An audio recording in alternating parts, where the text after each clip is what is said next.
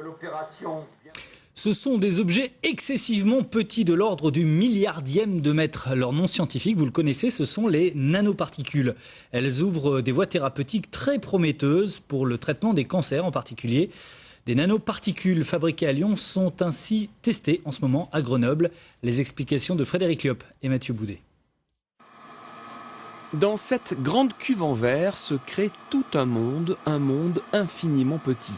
Des particules de 3 nanomètres auxquelles les chercheurs ont associé du gadolinium, un produit de contraste couramment utilisé dans l'imagerie médicale.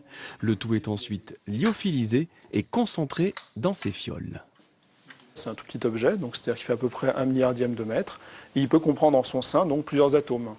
Vous avez, si vous voulez, une sorte de petit panier qui peut englober plusieurs atomes de gadolinium en son sein et ainsi cumuler la propriété de ces différents atomes au sein d'un même objet.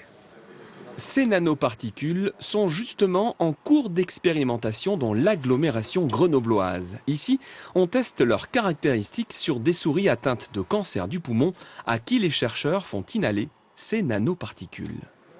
Lorsqu'on les fait respirer à la souris, s'il y a une tumeur, elles vont se coller sur la tumeur parce que la tumeur fait une sorte d'épaississement du tissu pulmonaire et donc elles ne vont pas être évacuées. Elles sont très petites, donc normalement elles sont filtrées très vite par le poumon normal, mais si le poumon est épaissi avec la tumeur, elles vont rester absorbées dessus.